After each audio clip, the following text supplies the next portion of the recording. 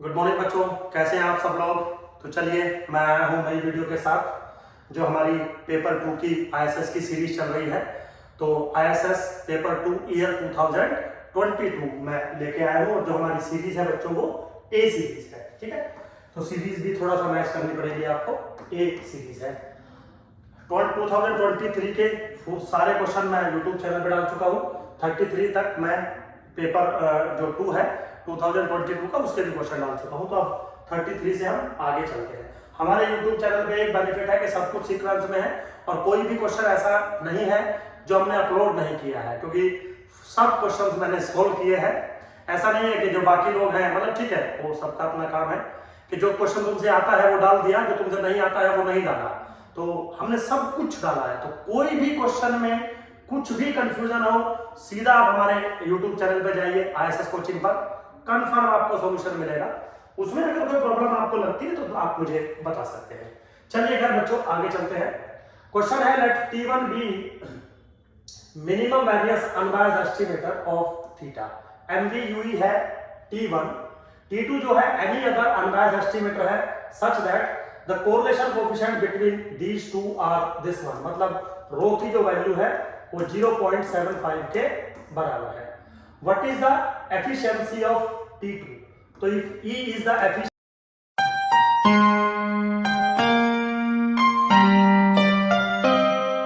Of E2, तो E is nothing but efficiency of T2 with respect to T1। और T1 क्या है?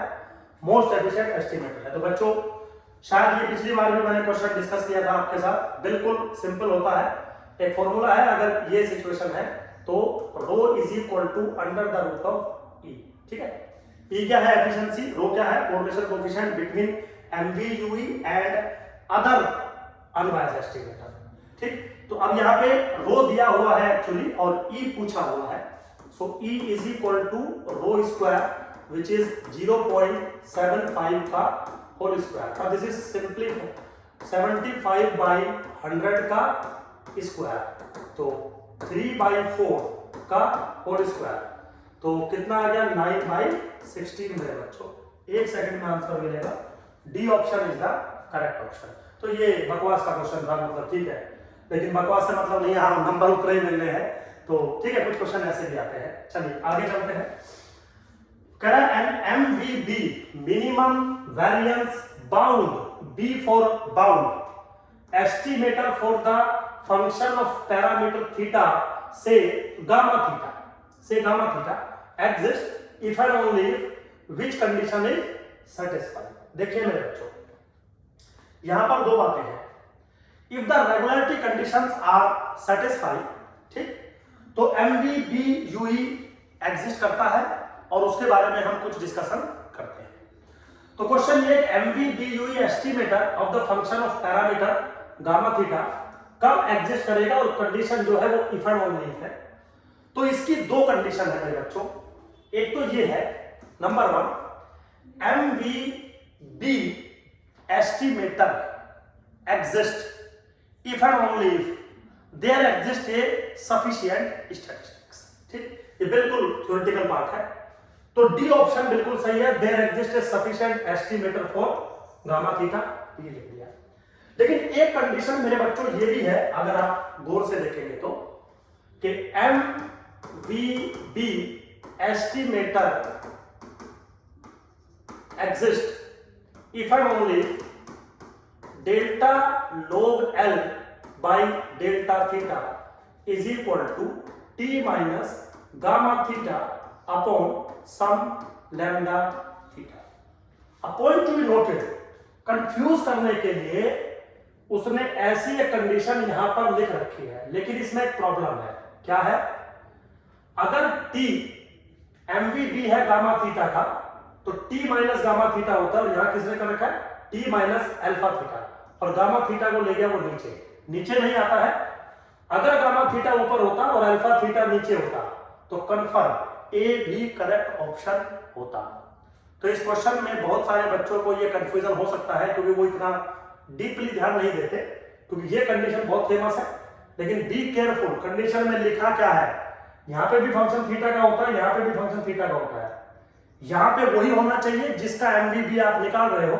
यहां पे कोई भी फंक्शन हो सकता है, लेकिन इसने थोड़ा सा रिवर्स कर दिया कंफ्यूज करने के लिए। तो ultimately D option is the correct option. ठीक है बच्चों, चलिए आगे चलते हैं। नेक्स्ट क्वेश्चन क्या है? Let x1 x2 x3 xn be a random sample from a normal population जिसका मीन है 0 और वेरिएंस है सिग्मा स्क्वायर। एक एस्टिमेटर बनाया t which is summation xi square by n, then which of the following is true? क्या t MLE है sigma square का but does not attain the lower bound? t is biased estimator of sigma square but attain the lower bound? t is MLE of sigma square attain this one? कुछ options मुझे दिए गए हैं। Simple question है बच्चों, ऐसा कोई rocket science बिल्कुल नहीं है। थोड़ा इसको साइड में ले लेते हैं। चलिए, तो सबसे पहले तो नॉर्मल पॉपुलेशन है, x जो है वो फॉलो करता है नॉर्मल 0, सिग्मा स्क्वायर। इससे क्या होगा? डेंसिटी फंक्शन बन जाएगा। This is 1 upon sigma under the root of 2 pi e to the power minus के 1 upon 2 x square by sigma square, क्योंकि जो मीन दिया है वो 0 के बराबर दिया है। तो सबसे पहले लाइक्लीहुड फंक्शन निकालेंगे। This is 1 upon sigma square into 2 pi to the power n by 2 into e to the power minus के 1 upon 2 sigma square summation x i square. फिर क्या करा कि t is MLE for this one, something कुछ पूछ रहा है। चलिए आगे चलते हैं। तो इसका हम log ले लेते हैं। log L is what? n by 2 minus के log 2 पाई माइनस के n by 2 log sigma square minus के 1 upon 2 sigma square into summation xi square. निकालिए delta log L by delta sigma square is what? ये तो 0 बन गया, minus n by 2 into 1 upon sigma square minus के 1 upon 2 summation xi square into इसकी जो value बनेगी वो माइनस के 1 upon sigma to the power 4 derivative करने के बाद। ठीक है, अगर आप इसको थोड़ा सा सिंप्लीफाई करें तो MLE निकालने के लिए पुट इट इक्वल टू 0 करते हैं तो क्या बनेगा? n by 2 into sigma square which is equal to 1 by 2 sigma to the power 4 summation xi square. Now this implies what? 2 से 2 कट गया, sigma square is equal to 1 upon n summation xi square. इसका मतलब sigma square है MLE किसके बराबर बना? 1 upon n summation xi square. ठीक है बेटा, ये ऑप्शन बन रहा है। तो t क्या MLE है? यस। अब बात ये आती है कि क्या t क्रैमर रोय लोअर बाउंड को अचीव करेगा। देखिए अभी पिछली जो क्वेश्चंस है उनमें भी मैंने ये बात डिस्कस की थी। अगर आप यहाँ पे गौर से देखें तो मैं इसको इंटू 1 लिख सकता हूं। उसमें क्या हो जाएगा? ये जो चीज है वो सफिशिएंट एस्टिमेटर हो जाएगी किसकी? सिग्मा स्क्वायर की। तो अगर सफिशिएंट एस्टिमेटर एग्जिस्ट करता है तो MVB कंफर्म एग्जिस्ट करेगा और वही MVB होगा जो सफिशिएंट एस्टिमेटर आपने बनाया। इसका मतलब this is MLE as well as sufficient statistics and it attains the lower bound of Cramer Rao. This attains the lower bound of Cramer Rao. ठीक है बेटा, तो MLE attains the lower bound of Cramer Rao, C option is correct. अब पहला क्या था? T is MLE of sigma square but does not attain the, गलत। T is biased estimator। अब आप इसकी अनबायसनेस चाहो तो चेक कर सकते हो, वेरी सिंपल वे है। बट जो सी ऑप्शन आ रहा है वो मेरा करेक्ट आ रहा है कि MLE है और क्रैमर रोय लोअर बाउंड को क्यों अचीव करेगा उसका जवाब दे दिया। वैसे चाहो आप कैलकुलेट कर सकते हो, आप इसका वैल्यूज निकालिए, क्रैमर रोय का लोअर बाउंड निकालिए, दोनों सेम आ जाएंगे, हो जाएगा। लेकिन एग्जाम में उतना टाइम नहीं होता, आपको ट्रिक्स पता होनी चाहिए। खैर मेरे बच्चों आगे चलते हैं। बिल्कुल सिंपल क्वेश्चन था, कोई रॉकेट साइंस नहीं है। अगला क्वेश्चन देखिए, अगला क्वेश्चन 36, अच्छा क्वेश्चन है काफी। क्या कह रहा है क्वेश्चन मेरे बच्चों? क्वेश्चन कह रहा है let x1 x2 be two independent variables। दो ऑब्जर्वेशन है इंडिपेंडेंट, एक x1 है और एक x2 है। यहां से आपने क्या किया? एक एस्टिमेटर डिफाइन किया t which is equal to x1 plus 2x2 as statistics for theta in Bernoulli theta population where theta lies between 0 to 1 और एक t2 बनाया which is x1 plus 2x2 as statistics for lambda in Poisson lambda। तो actually ये दो अलग अलग population है। 2 unit का सैंपल लिया बर्नौली से, उससे बनाया x1 plus 2x2, फिर एक 2 यूनिट का जो सैंपल लिया पॉइजन से, उससे एक एस्टिमेटर बनाया same x1 plus 2x2। Then which of the following is correct? T1 is sufficient for theta, T2 is sufficient for lambda, T1 is sufficient for theta, but T2 is not sufficient for lambda। मतलब sufficiency आपको discuss करनी है now in this case.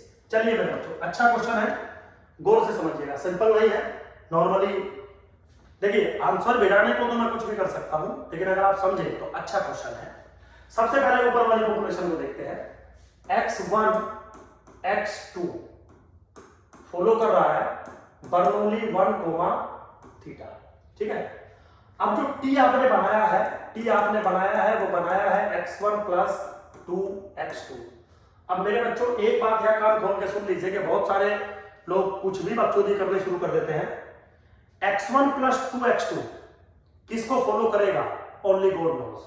कम से कम binomial या Bernoulli को तो बिल्कुल नहीं फॉलो करेगा, लेकिन बहुत सारे लोग हैं इसको 2x2 को बर्नौली फॉलो करवा रहे हैं, बाइनोमियल फॉलो करवा रहे हैं, फिर सम को बाइनोमियल फॉलो करवा रहे हैं और कुछ भी जुगाड़ लगा के आंसर मिला रहे हैं। नहीं होता ऐसा। x1 plus 2x2 किसको फॉलो करेगा किसी को नहीं पता है, मुझे बिल्कुल नहीं पता है, मतलब किसी को नहीं पता है, ठीक है। लिखने को मैं कुछ भी लिख दूं, लेकिन जब मैं सफिशिएंसी का डिस्कशन करता हूं तो टी का डिस्ट्रीब्यूशन मुझे पता हो, इसकी नीड भी नहीं है, क्योंकि डेफिनेशन सफिशिएंसी की कुछ और कहती है।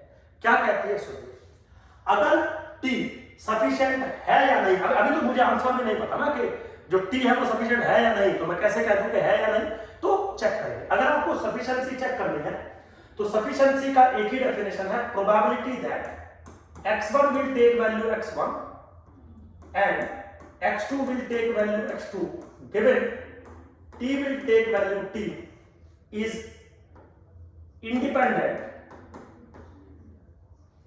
from theta. ये रूल है, ये सफिशिएंसी का पार्ट है ना।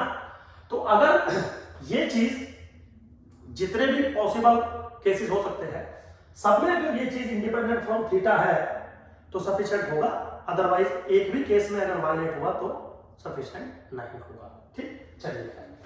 तो सबसे पहले तो मेरे बच्चों अगर आप पॉपुलेशन को देखें, x1 या x2 जो भी है वो रैंडम वेरिएबल वैल्यू लेगा 0, 1, x2 भी रैंडम वेरिएबल वैल्यू लेगा 0 और 1, क्योंकि बर्नौली है। प्रोबेबिलिटी 0 के कोरस्पॉन्डिंग है 1 माइनस थीटा और 1 के कोरस्पॉन्डिंग है थीटा, वो बाद में देखेंगे, ठीक है। तो अब मेरे बच्चों जब आप t बनाओगे, t कैसे बनाओगे? x1 plus 2x2 ऐसे t बनाओगे तो t आपका क्या वैल्यू ले सकता है? t वैल्यू ले सकता है 0, कब? जब दोनों 0 होंगे। क्या t 1 वैल्यू ले सकता है? यस, जब ये तो 0 हो जाए और ये 1 वैल्यू ले ले, 1 वैल्यू ले सकता है। क्या t 2 वैल्यू ले सकता है? यस, जब ये 0 हो जाए और x2 जो है वो 1 वैल्यू ले ले तो 2 भी ले सकता है। क्या t 3 वैल्यू ले सकता है? चेक कर लेते हैं। जब ये 1 वैल्यू ले ले और ये भी 1 वैल्यू ले ले तो वैल्यू t 3 भी ले सकता है। तो t की जो वैल्यू हो गई वो 0, 1, 2 और 3 बन के आई, लेकिन ये t किसको फॉलो करेगा उसके बारे में मुझे अभी कोई जानकारी नहीं है। बाकी चीजें सब एकदम सिंपल है, कोई इशू नहीं है बिल्कुल भी। तो जो t की पॉसिबल वैल्यू है वो 0 हो सकती है, 1 हो सकती है, 2 हो सकती है, 3 हो सकती है, और वो जो कंडीशन है वो हर एक t की वैल्यू के लिए वैलिड रहनी चाहिए। तो चलिए जी, मैंने 1 by 1 चेक किया मेरे बच्चों। Probability that x1 will take value x1 and x2 will take value x2 given that t is equal to 0, ठीक है, क्योंकि t की वैल्यू 0, 1, 2, 3 हो सकती है। t is equal to 0 मान लीजिए, मुझे डिस्कस करना है। now this is what probability that x1 will take value 0, x2 will take value 0, या ऐसे कर लो इसको, एक सेकंड और एक स्टेप बढ़ा देता हूं समझाने के लिए। Probability that x1 will take value x1, x2 will take value x2, x1 plus 2x2 will take value 0 divided by probability that x1 plus 2x2 will take value 0। ये रूल है।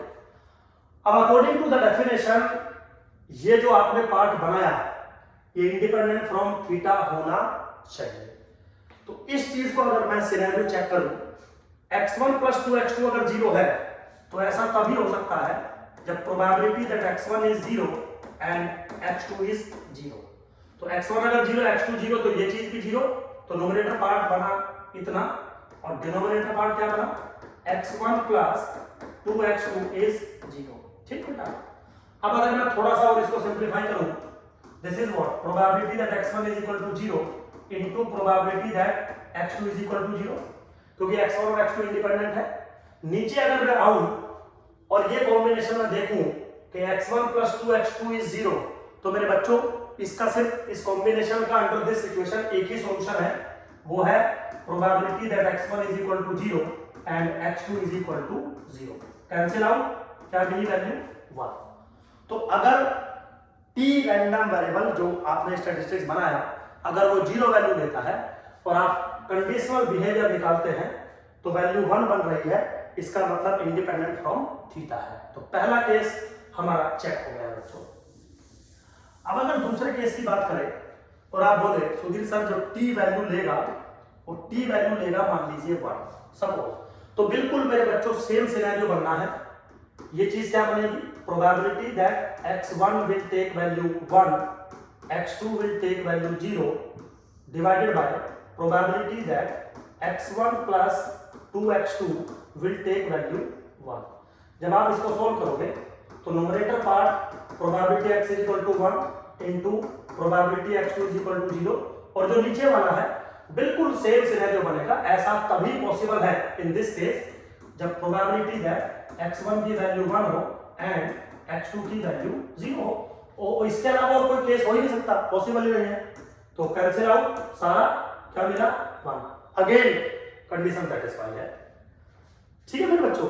तो सिमिलरली अब अगर आप थोड़ा और आगे चले, t की वैल्यू मैं ले लूं 2 सपोज, ठीक है, t की वैल्यू मैं 2 ले सकता हूं। तो t की वैल्यू अगर आपको 2 चाहिए तो एक ही ऑप्शन है भाई, x1 is 0 x2 is 1 divided by probability that x1 plus 2x2 is 2। ठीक है बेटा। नीचे वाले को जब आप फिर से ओपन करोगे तो ऊपर वाले को मैंने लिख दिया, इस बार चलो मैं सेम ही छोड़ देता हूं, x1 इज 0 x2 इज 1। नीचे वाले का सिर्फ एक ही यूनिक सॉल्यूशन है, probability that x1 is equal to 0 और x2 इज इक्वल टू 1। फिर से आगे 1 आ गया तो फिर से इंडिपेंडेंट ऑफ थीटा हो गया। अब और चलिए आगे। अब अगर मैं t की वैल्यू ले लूं 3 जो कि पॉसिबल है, कैसे है, प्रोबेबिलिटी दैट x1 की वैल्यू 1 और x2 की value 1 divided by probability that x1 plus 2x2 is equal to 3। ठीक है बेटा। अब फिर से वही सेम ऑप्शन है 1 बनेगा। तो जो 4 पॉसिबिलिटी हो सकती थी चारों ले ली मैंने, चारों में दिखा दिया कि conditional probability independent from theta है, इसका मतलब t is a sufficient statistic. अब मान लीजिए कोई बच्चा बोलेगा सुधीर सर मैं तो t की वैल्यू 4 लूंगा, बेटा t की वैल्यू 4 हो ही नहीं सकती। उसका रीजन है x1 plus 2x2 is equal to अगर 4 वैल्यू लेगा तो आप कैसे पॉसिबिलिटी बनाओगे, ऐसे बना सकते हो x1 is equal to 0 x2 is equal to 2, लेकिन x2 क्या है, बर्नौली है, 0 1 वैल्यू लेता है, 2 वैल्यू ले नहीं सकता, तो पॉसिबल नहीं है। तो जितनी पॉसिबिलिटीज थी मैंने सारी चेक कर ली, उन सब में मैंने देखा कि जो t स्टैटिस्टिक्स है आपका t1 स्टैटिस्टिक्स है वो सफिशिएंसी की सारी कंडीशंस को सेटिस्फाई करता है, तो हमने ले लिया। बिल्कुल सिंपल है, कोई दिक्कत नहीं है। अब यही चीज आप 2 मिनट रुकिएगा, आपको मैं इसका जो हूं आपको रिजल्ट दिखाता हूं। अब मैं अगर यही चीज मैं अगले वाले डिस्ट्रीब्यूशन में करूं जो कि पॉइजन है ना, तो क्या कह रहा है वो कह रहा है कि x1 और x2 follow poison lambda. t मान लीजिए कोई मैंने बनाया t2 यहाँ पे, x1 प्लस 2x2। ठीक है बेटा। अब x1 प्लस 2x2 किसको फॉलो करेगा, ओनली गॉड नोस। मेरे कुछ भी कह देने से काम नहीं चलना है, लेकिन अब कंडीशन जो बनेगी हमें चेक करना है कि सफिशिएंट है या नहीं। मैंने बोला देखिए टी की वैल्यू अब यहाँ पे कुछ भी हो सकती है, टी की वैल्यू 0 हो सकती है, 1 2 3 4 5 6 अप टू इन्फिनिटी, क्योंकि पॉइजन में 0 से लेकर इन्फिनिटी तक वैल्यू जा सकती है। तो चलिए मैंने एक सिनेरियो ले लिया, x1 is equal to 0, x2 is equal to 1 given that t is equal to 2। Suppose मैंने एक जो है सैंपल के कॉरस्पॉन्डिंग t की वैल्यू गिवन कर दी। अब अगर मैं इसको सोल्व करूं तो by the same rule probability that x1 is equal to 0, x2 is equal to 1, x1 plus 2x2 is equal to 2 divided by probability that t is equal to 2। ठीक है, सिंपली आप लिखते हो ऐसे, कंडीशनल प्रोबेबिलिटी है तो joint upon this into this by this. Now this is what probability that x1 is equal to 0 and x2 is equal to 1, और ये दोनों कंडीशन सेटिस्फाई है तो ये भी सेटिस्फाई हो जाएगी, हटा दिया मैंने, divided by probability that x1 plus 2x2 is equal to 2। ठीक है बेटा, अब यहां पे अगर आप गौर से देखें ना तो जैसे पिछले वाले में मैंने इससे ये कैंसिल आउट कर दिया था ना, यहाँ पे नहीं होगा। रीजन है, पिछले वाले में इसका जो पॉसिबिलिटी बन रही थी वो सिर्फ एक ही बन रही थी जो इसके जैसी थी, कैंसिल आउट हो रही थी। यहाँ पे पॉसिबिलिटी बहुत सारी बन सकती है, जैसे न्यूमरेटर पार्ट को मैंने रखा x1 is equal to 0 into probability that x2 is equal to 1, क्योंकि इंडिपेंडेंट है। नीचे जब आप आते हो तो देखिए क्या क्या सिनेरियो बन सकते हैं। बन सकता है x1 की वैल्यू 0 हो जाए, x2 की वैल्यू 1 हो जाए, ऊपर के जैसा बन रहा है। लेकिन एक सिनेरियो यहाँ पे ये भी हो सकता है प्रोबेबिलिटी दैट x1 की वैल्यू 2 हो जाए और x2 की वैल्यू 0 हो जाए। बिल्कुल ये पॉसिबल है, बिल्कुल ये पॉसिबल है अगर आप गौर से देखें तो चलिए खैर मेरे बच्चों, मेरा क्या चल रहा था मैंने शायद रब कर दिया। तो probability that x1 is equal to 0, x2 is equal to 1 given x1 plus 2x2 is equal to 2 मेरा चल रहा था।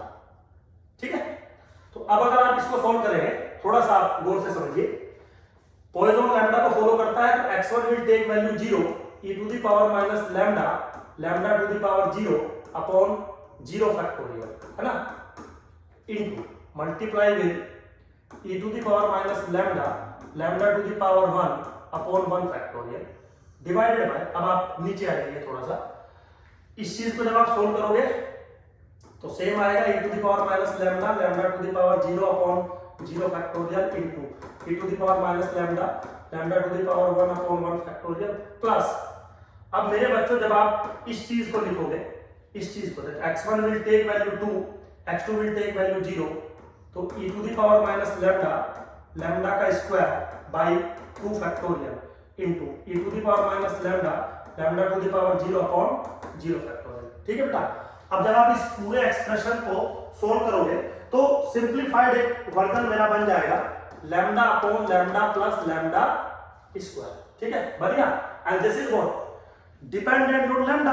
तो ये जो कंडीशनल प्रोबेबिलिटी है through this statistics depends on parameter lambda, that's why this is not a sufficient statistics. ठीक है, अच्छा क्वेश्चन था, मतलब ठीक है टाइम लगा है इसमें। तो T1 जो है वो सफिशिएंट है थीटा के लिए, बट T2 जो है वो सफिशिएंट नहीं है लैम्डा के लिए, तो B option is correct option. अच्छा क्वेश्चन है मेरे बच्चों, समझने वाला क्वेश्चन है, क्योंकि इस टाइप के क्वेश्चन जैसे ये पॉइजन वाला क्वेश्चन है ये किताबों में दिया है, लेकिन जो बर्नौली वाला ये क्वेश्चन है ये कहीं किताबों में नहीं दिया है, तो आपको थोड़ा समझने में थोड़ा मुश्किल हो सकती है, बट होप सो मैंने अच्छा समझाया होगा। चलिए खैर मिलते हैं नेक्स्ट वीडियो में, थैंक यू वेरी मच।